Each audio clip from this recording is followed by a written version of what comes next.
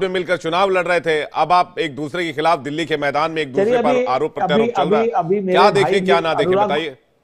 विवेक भाई, अभी अनुराग भाई ने एक बात कही कि कांग्रेस के कहने पर एलजी एक्शन में आ गए। जी, लिक्कर पॉलिसी लेके गए थे, एलजी साहब एक्शन में क्यों आ गए थे?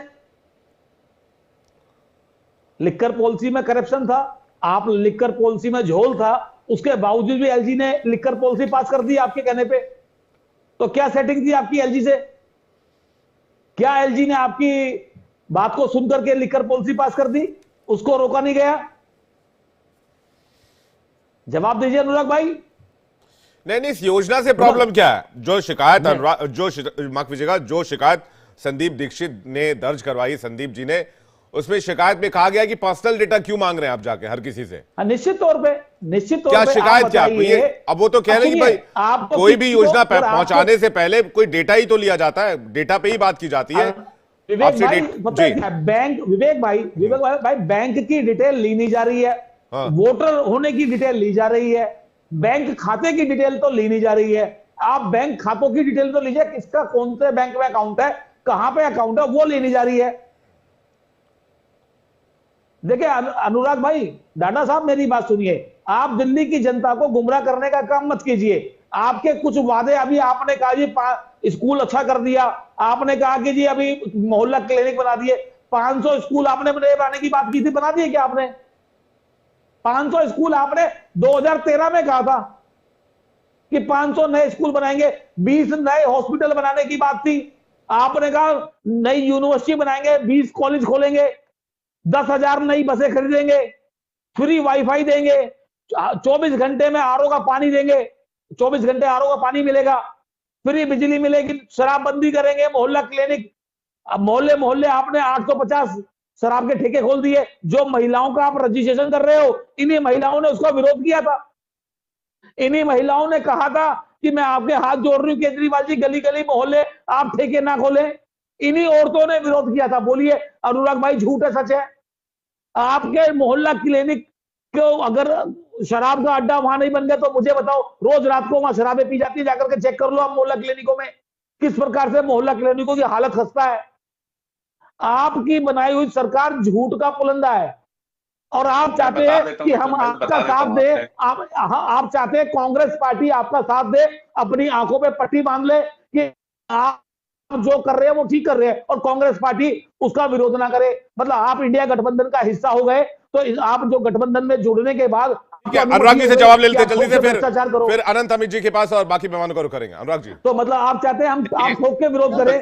हम तो विरोध करेंगे। विक्रम जी जब बोल रहे थे तो मुझे एक बात पे हंसी आ रही थी। कह रहे थे कि बैंक की डिटेल नहीं ले रहे हैं। अरे एक सिंपल मिस कॉल में फोन नंबर ले रहे हैं, उसमें तो पेट में दर्द हो गया आप सबके। अरे जो गली गली आपका, जो गली गली मोहल्ले में आपके लोग जाकर के डिटेल ले रहे हैं लोगों से। सुनिए मैं कह रहा हूँ एक मिस कॉल नंबर ले रहे हैं। बस करिए, अरे बेवकूफ बनाने की बहुत हद होती है, बस करिए अब तो यार। दिल्ली जान चुकी है आपको। दिल्ली की जनता को बेवकूफ मत कहिए। देखिए ये बहुत गलत बात है। दिल्ली की जनता को बेवकूफ नहीं कहा, आप बेवकूफ बना रहे हो, मैंने ये कहा है। आप गलत बात मत करिए। आप लोगों ने दिल्ली की जनता को बेवकूफ बनाने का काम शुरू कर दिया है। मुझे नहीं ये बात सही नहीं है। दो बार अगर दिल्ली की जनता ने अरविंद केजरीवाल जी को पूरे बहुमत के साथ मुख्यमंत्री बनाया, दिल्ली की जनता ने शीला दीक्षित को 3 बार मुख्यमंत्री बनाया। 15 साल का आपने भ्रष्टाचारी कैसे कह दिया केजरीवाल ने शीला जी को? केजरीवाल जी ने शीला दीक्षित को भ्रष्टाचारी कैसे कहा? मैं पूछना चाहता हूँ, जवाब दें आप। दूसरा मैं बता देता हूँ, लिकर पॉलिसी में कोई कमी नहीं थी। सारी जांच परख, सीबीआई, ईडी सब कुछ आप लोगों ने लगा के देख लिया। जमानत पे सारे लोग बाहर हैं और पीएमएलए एक्ट में अगर जमानत मिलती है, इसका मतलब केस रेत के ऊपर बना हुआ केस है। इसका मतलब उसकी कोई बुनियाद नहीं है। तो इसलिए ये सारे झूठ जो आप लोगों ने परोसे थे, और वो भी कांग्रेस वाले भाइयों ने ही शुरू किया था बीजेपी के कहने पे ड्रामा। तो ये जो सारे के सारे केस आप परोसते हैं एलजी की झोली में, इनसे कुछ होना जाना नहीं है, क्योंकि इसका कोई बेसिस नहीं है। आप लोग सिर्फ और सिर्फ इसलिए अड़चन अड़ाना चाहते हैं क्योंकि आपको तो देखो विक्रम भाई, ना कोई फायदा ना कोई नुकसान, जीरो थे आप लोग अनुराग भाई विक्रम जी, देखिए आप लोगों की लड़ाई में पब्लिक बड़ी कंफ्यूज हो जाती है। आपने कहा कि भाई लिकर पॉलिसी में इनके कहने पे जांच हुई और उसके बाद इलेक्शन आप दोनों साथ में लड़े, दिल्ली में एक साथ जनरल इलेक्शन में एक साथ गए। तो अब कोई इसमें कंफ्यूज होना हो, पब्लिक जो है, वोटर जो है वो बहुत कंफ्यूज होती है। विवेक जी एक सेकंड लूंगा, जल्दी से बोलिए, आनंद जी के पास आ रहे, काफी लेट हो गया जी। मैं एक छोटा सा बोलूंगा। देखिए केजरीवाल साहब जब शीला दीक्षित को भ्रष्टाचारी कह रहे थे, किस हैसियत से कह रहे थे? सैकड़ों पेजों की चार्जशीट लेके घूम रहे थे, किस हैसियत से घूम रहे थे? क्या उनकी, कैसे उन्होंने हिम्मत करी एक चुनी हुई मुख्यमंत्री को, जिसको 3 बार जनता ने चुना, आपने उसको भ्रष्टाचारी बता दिया? और शीला दीक्षित का कोई मंत्री, कोई विधायक जेल नहीं गया, आपका तमाम मंत्रिमंडल जेल गया, विधायक सांसद जेल गए, और आप कहते हो कि आप जो है कट्टर ईमानदार हो। मैं कह रहा हूं अनुराग जी जल्दी से रिएक्शन, फिर अनंत जी। यही तो सेटिंग है, यही सेटिंग है बीजेपी की और आपकी, यही डिस्टर्ब कर दी केजरीवाल जी ने, इसी बात की समस्या आप लोगों को। ठीक है अनंत जी, मुस्कुरा रहे आपकी बात पे। लिखकर पॉलिसी आपकी पास, ठीक है अनंत जी, सेटिंग हमारी बता रहे हो। अनंत जी जी विवेक जी भैया, हरियाणा में स्कीम चल रही है, दिक्कत नहीं है, महाराष्ट्र में स्कीम चल रही है, दिक्कत नहीं है, झारखंड में भी शुरू हो गई, दिक्कत नहीं है, दिल्ली में क्यों परेशानी है? बिल्कुल विवेक जी, आपका प्रश्न जायज है। मैं अभी अनुराग भाई को भी सुन रहा था, विक्रम भाई जी को भी सुन रहा था। मैं सर्वप्रथम अनुराग भाई के जो प्रश्नों का जवाब मैं दे देता हूं। पहले इन्होंने कहा कि एक अनपढ़ लोगों की सरकार चल रही है। तो विवेक जी, ये पूरे देश की 140 करोड़ जनता जानती है कि दिल्ली में जो पढ़े लिखे फर्जी फ्रॉड केजरीवाल जो बैठा हुआ है, ये कितना खतरनाक है राज्य के लिए और पूरे देश के लिए। मैं इनको पहले प्रश्न का जवाब देता हूं। दूसरी बात, ये जो बार बार ये कह रहे हैं इंडी गठबंधन इनका है, कांग्रेस और आपका गठबंधन है, और केजरीवाल जी जेल से छुटते हैं, जमानत पर आते हैं प्रचार करने के लिए, और पूरे देश झारखंड से लेकर दिल्ली तक में घूमते हैं, प्रचार करते हैं। दूसरी बात, ये किसका प्रचार करते हैं? ये इंडी गठबंधन का प्रचार करते हैं। और मूल बात, जो महिला सम्मान योजना और संजीवनी योजना की जो बात हो रही है विवेक भाई, ये 2 योजना मैं अनुराग भाई से पूछना चाहता हूं। अनुराग भाई ये बताइए, आप गरीब जनता को, दिल्ली की जनता को ये कह रहे हैं कि हम 1000 रुपया देंगे और सरकार हमारी आ जाएगी तो हम 2100 रुपए देंगे। अरे साहब, आप अगर जनता को अगर भ्रम में नहीं डालना चाहते हो, आप तो पैसे दे भी नहीं रहे। आपकी कहनी और कथनी में यही फर्क पता चल जा रहा है कि आपको यदि योजना देनी है तो आप सीधे 2100 कहते हैं ना, पहली बात। और जिस तरीके से विक्रम भाई कह रहे थे, तो निश्चित तौर पे एलजी साहब ने स्वतः ही कोई संज्ञान नहीं लिया है। एलजी साहब के पास लगातार उनके शिकायतें जा रही थी सरकार के खिलाफ। अब तो पंचायत वाला सीरियल का जो सचिव महोदय है, पूरे दिल्ली के गांव और शहरों में घूम के लोगों को सजग कर रहे हैं कि साहब, ये जो लोग आपसे मांगने आ रहे हैं ना डाटा, इनसे सचेत रहो, ये फर्जी लोग हैं। ये जो झाड़ू लेके आए हैं, ये आपके घर का झाड़ू लगाने के लिए आए हैं। आप इनसे सचेत रहे। ये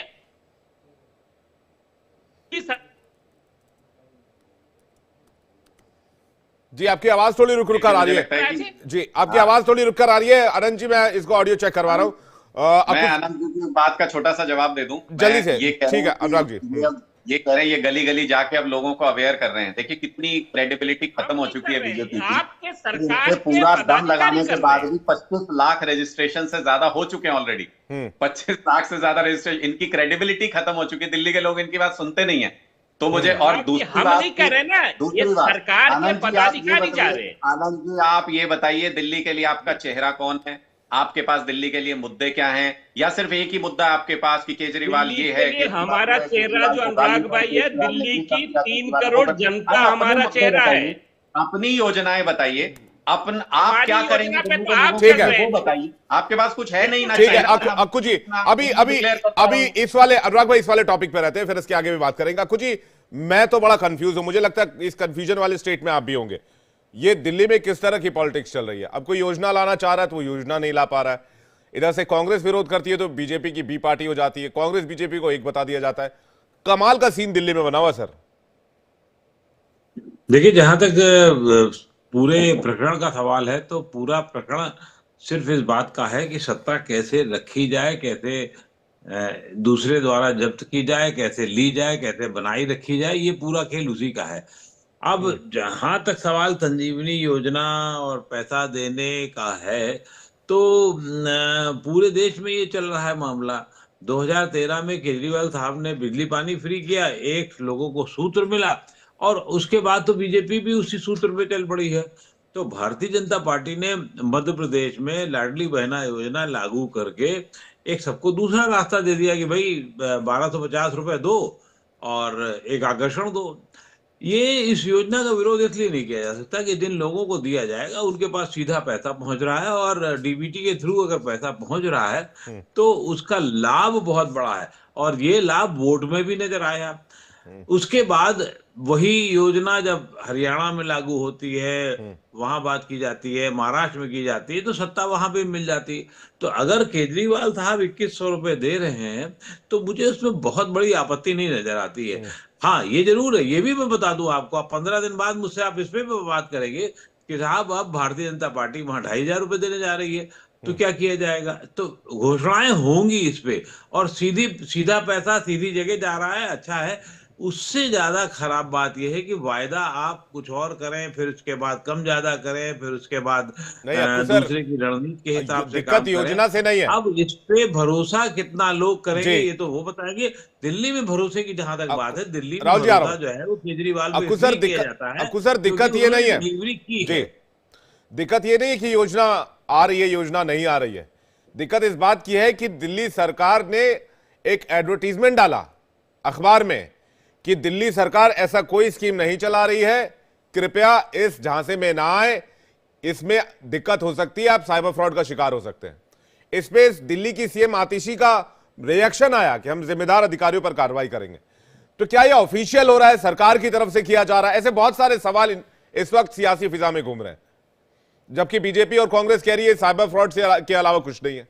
अक्कू जी देखिए, जहां तक तर्कों की बात है तो ये ना, मैंने तो 45 साल के कैरियर में कभी नहीं देखा कि सरकार की किसी राजनीतिक दल की कोई योजना आई हो और राज्यपाल, क्योंकि एलजी यहाँ उससे बड़ा अफसर एक है, उससे बड़ा एक अधिकारी है, तो उसके या उसके विभाग की तरफ से ये कहा जाए कि साहब ये इस तरीके का हो रहा है, इससे बच के रहिए।